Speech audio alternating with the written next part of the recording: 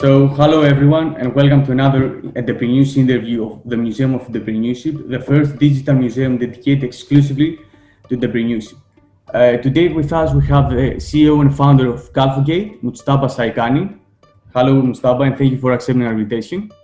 Thank you so much for having me here today.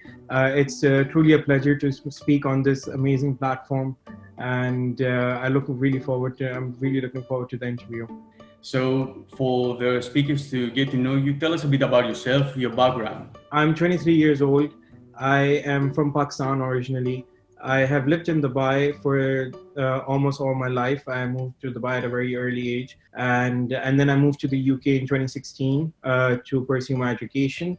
I did my undergrad from here in management from CAS Business School, and then I moved on to do my master's also from CAS Business School, which I have very recently finished.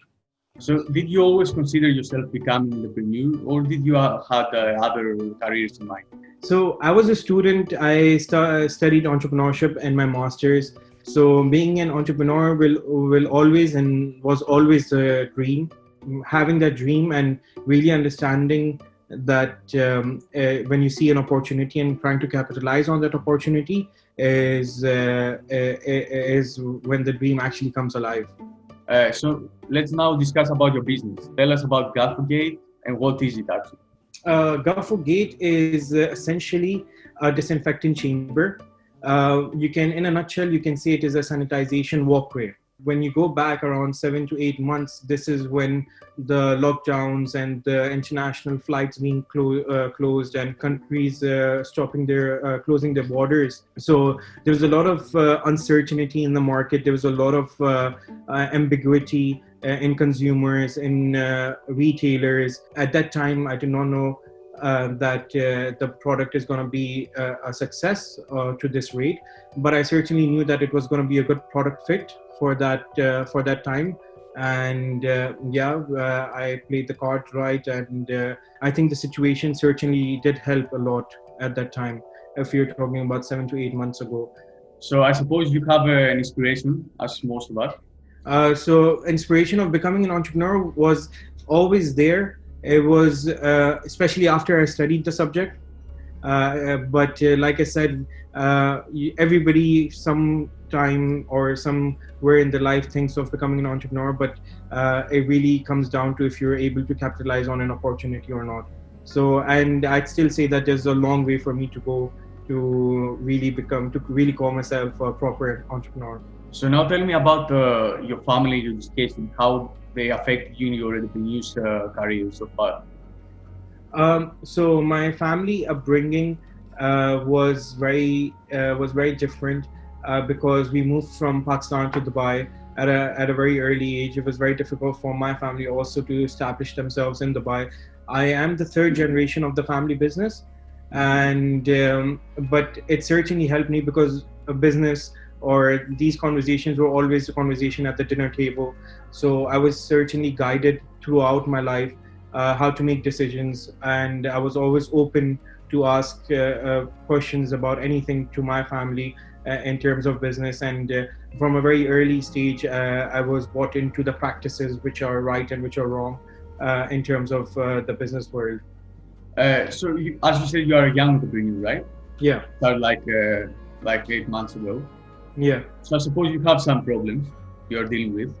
100%. 100%. A lot of problems on a very daily basis. There are things which are new. There are things which I've never been exposed to before. But I'd like to say that when you're starting something and you don't have the right experience for it, it can be a bad thing, but it can be a great thing, and that's the way of looking at it. And the way it can be a great thing is because you don't know what is right and wrong. I was coming up with different deals which people have not even heard about before when I was trying to make my sales pitch and everything, because I did not know. Personally, I was growing every day as the business was growing in the business. There was a lot of problems. One of the major problems was the type of sanitizer we will use. sanitizer is something which has to be refilled, and it had to be low cost, it had to be affordable, it had to have that catch, because when we're trying to sell to somebody, or whenever we're giving our sales pitch, the first question we get asked is, what is the recurring costs on this? So we had to come up with a product which was not only feasible in the short term, but feasible in the long term also. We're still developing that process day by day. We're still continuing our research in what is the most effective, what is the most non-toxic sanitizers which we can use, because it all depends on the concentration, the type of the sanitizer which you're using. So, and I can confidently say the ones which we're using now is completely approved. Tell us about your mentors. Do you have any? Yes, I have a lot of mentors. I would not say I have one. I have a lot of mentors. One of my biggest mentor, and certainly my role model also, is my father. And in the past 9 months, he's really helped me make my decisions.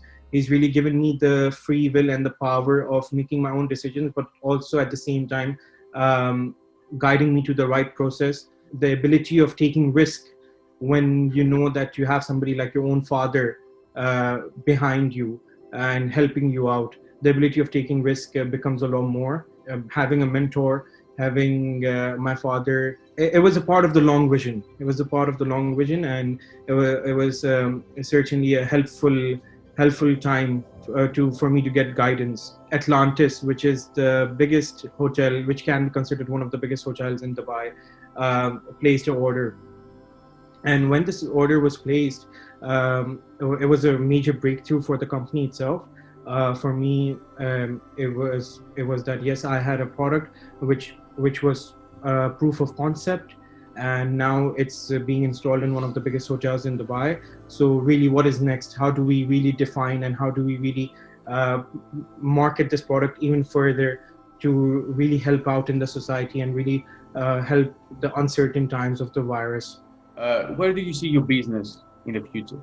We're currently in the process of expanding into international markets such as the UK, Europe. Currently, we're conducting research in these markets and trying to understand what is going to be the right product fit, which industry is going to be the right product fit for this particular product. Consumer behavior has completely changed over the past 8-9 months. You see a lot more online shopping. People are a lot more worried in terms of going out. The way the product worked was that this was almost like a stamp outside the mainstream retail shops or any other industry for that instance. And it was a stamp to prove to the consumer that yes, we are protecting you from the get-go as soon as you get into our facility.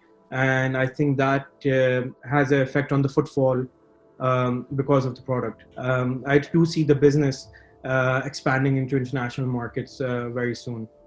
That's great. Good luck about that. Thank you. So, what's one piece of advice you will give to anyone who is here right now and wants to start a business in your industry? In my industry, it's very competitive. First of all, it's an industry which requires constant innovation, and it's an industry which requires constant risk taking. A general piece of advice is I learned a lot of things from my university.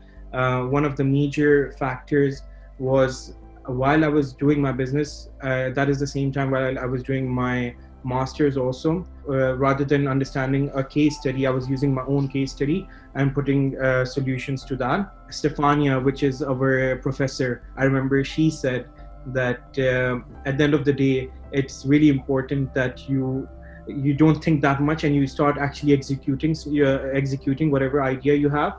And once you start executing, and all of the puzzles lie into place automatically. And I think that's what I did. And that's certainly the advice I'd like to give to other people also, that don't think about it that much.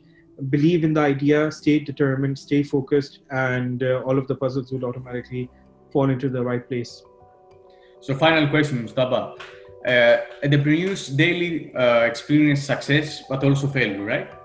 So define success and failure for you. How do you deal with that in your daily life? I'd like to answer this question in two steps. First is success. I don't think success can be defined in any way. It's very subjective to be defined. For me, success is having a long-term vision and achieving small milestones in that long-term vision. It's a small phrase which goes like, firmly believe in the cause and trust the process. So that is the success. In terms of failure, everybody's experienced it, but I don't believe in it in the way that I think either you will win or you will learn. So there's two outcomes, and both of them are great. So when you try something, either you're going to win or you're going to learn. I've had a lot of learning curves in my past few months, almost a year now. But you have to take that risk. You cannot be scared of failure. You cannot be, because at the end of the day, there's only two outcomes, and it's the way you look at it.